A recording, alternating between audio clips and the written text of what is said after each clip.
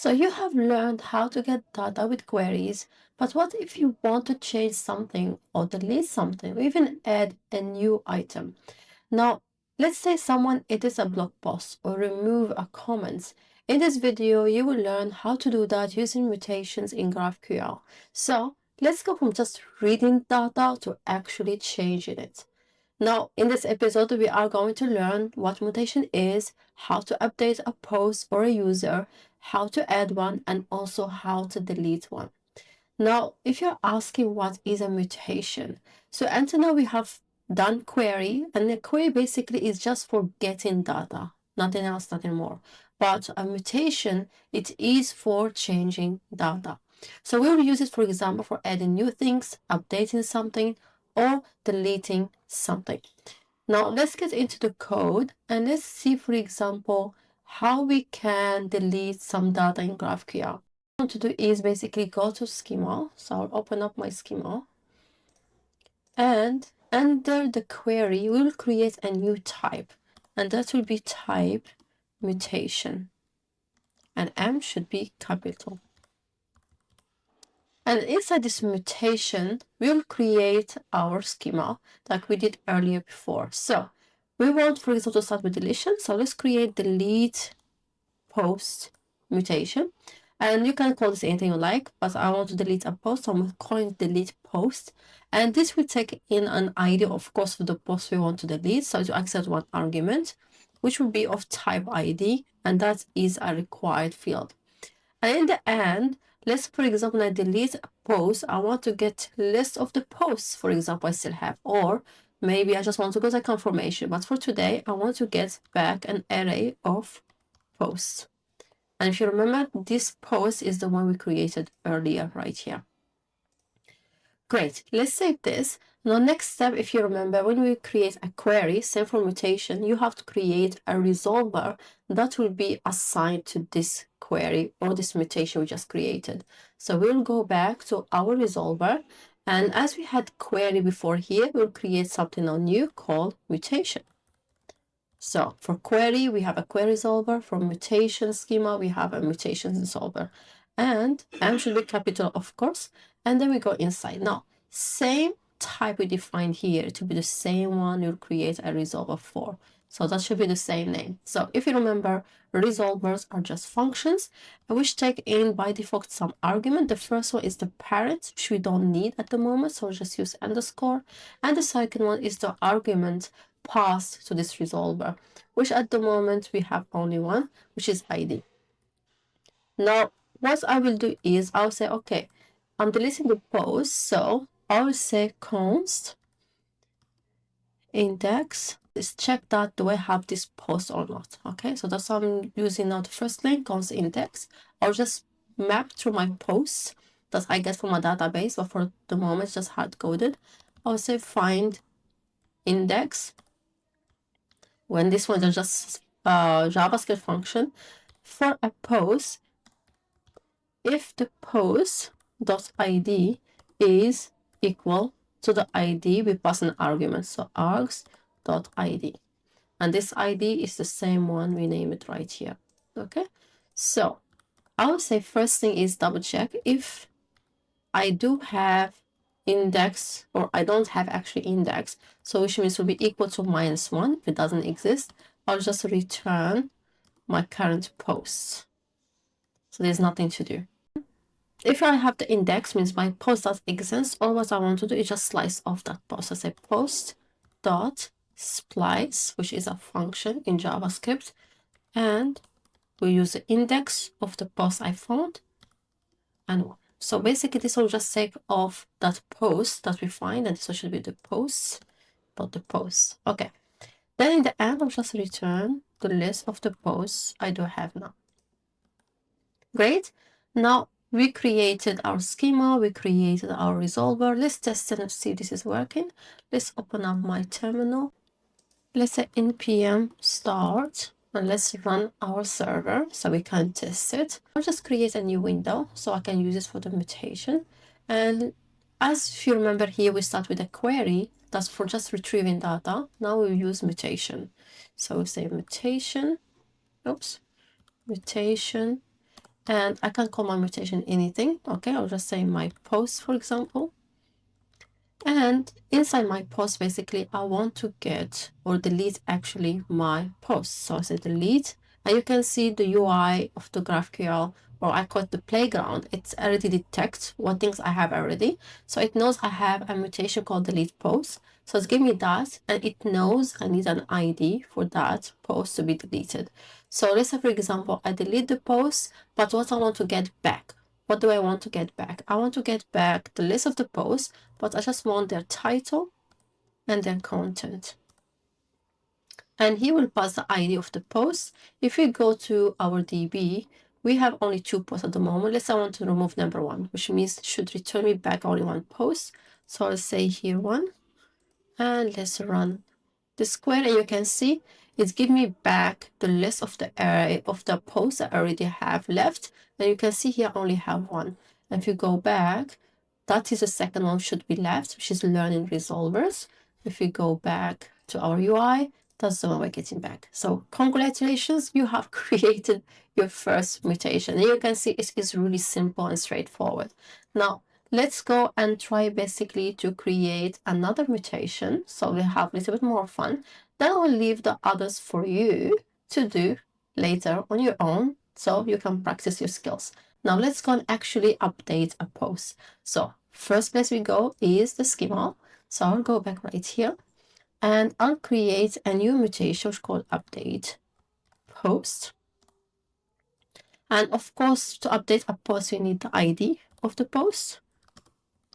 And also you need the details of the post you want to update. So let's say, for example, you just want to update the title, which should be type string. And let's say you want to update the content, for example, which should be type string as well. Okay. Now, this will help us to update basically the post title and the content of the title together. And you can see they are optional, they are not mandatory, but the idea, of course, it is mandatory. So let's save this and let's create our resolver. So what I will do, I'll copy the name of my mutation, because it should be the same name. I will come right here inside our mutation. I will create our new mutation.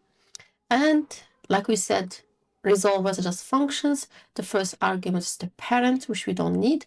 And the second one is the actual argument for our resolvers. So those ones we need. Try to find the post. So similar things, similar. So we find deletion. We did in deletion. So const post is equal to my post. And we will use the find function. And we'll check each post within our database. And if that post in database.id, any of them equal to the args.id, then that is the post I'm looking for. Now, of course, we have to make sure that we do have the post before we update it. So all these are validations. It's not related to GraphQL, it's just JavaScript. So if my post doesn't exist, then I just want to return.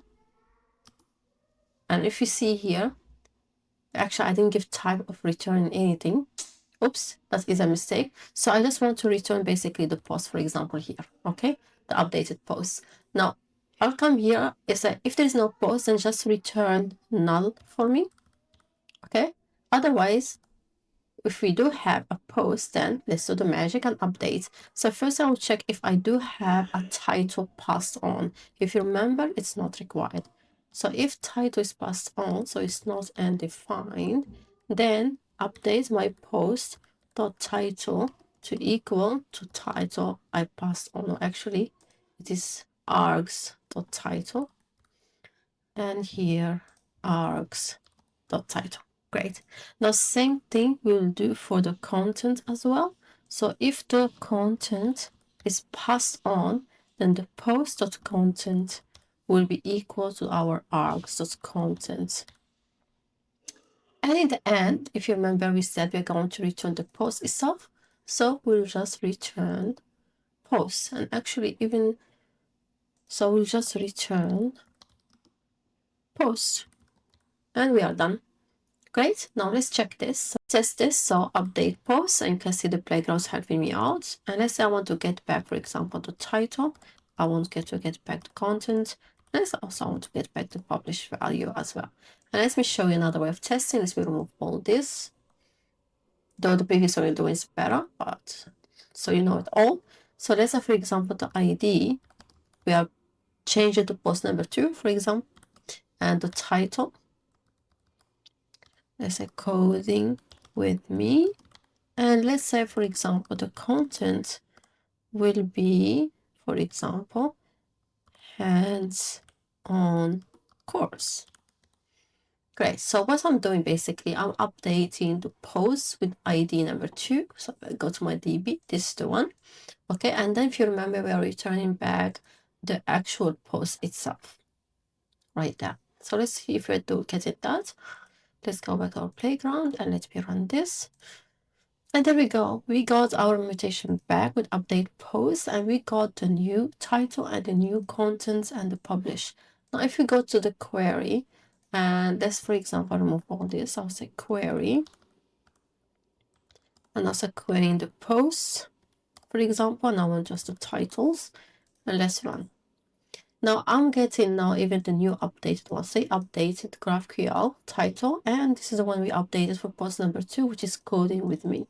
So basically your mutation is working as expected. So congratulations, you have been through so much now, but you are able basically not just fetch boring data, but actually to play with it, create one, delete one, update one. Though we didn't create one, but we are going into that. So I think by now you might have feeling that you can create one, so feel free to pause the video here if you want to, and just go and try on your own and see how you go.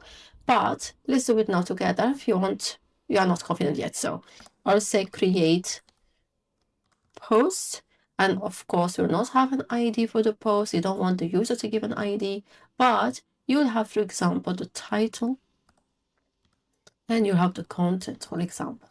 Okay.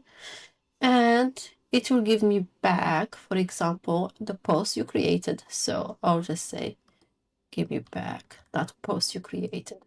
Okay. Now, as we create a mutation, so I'll copy this. We need to create a resolver. And here, one thing I missed, and hopefully you figure it out, is a type. So let me add type here. So title is type string, and content is type of string as well. Great, let's go now to resolvers. So let's add our new resolver. So we go inside our mutation again, and I'll create a new resolver. And of course, same as before, that's just a function, takes in default parameters. The first one is the parent, which I don't need. And the second one is the args, which I do need. And then just now let this function know what to do. Is of course we want to create this new post. So I'll create a new constant. I'll call it post, and that will be equal to an object which will have an ID usually generated somehow. For today, I'll just do this. So I'll use date.now as a way to create a unique one, and I'll just say to string. But there are different ways to do this. Now, of course, you're using actual database. You don't have to do this. The database itself will generate one for you. And let's say, for example, the title will be equal to args.title. And the content will be equal to args.content. Okay, so that's the only thing we did. And let's say by default, I want published to be set to false, for example. And you can do more things, like we have auto and all these things you can do. Also add those features too. But for now, this is enough. Now, when I create my post, I want to add this to my database, right? So post.push, and I will push my new post. Okay, so I'll just call it here new, so it make difference, new post, and I'll just push all my new posts to my database, and also I want to return my new post. If you remember, our schema is expecting us to return back the new post. Now let's save this and let's test it. So we can test now our new query. So create post, we set expect title and content. And let's say, for example, I want to get back the ID and the title back from this. So Let's run this, and here we go. So our new post is created. We can see the title. If I go back to my query here to get the list of everything, let's run it. And you can see now I'm having back 3 items at the moment, even though we only have 2 in our DB, but we got 3 because we created our new post. So in this episode, basically, you have learned how to delete a post, how to update a post title or content, and also how to create a new post. Now, each of these use a GraphQL mutation with a clear resolver.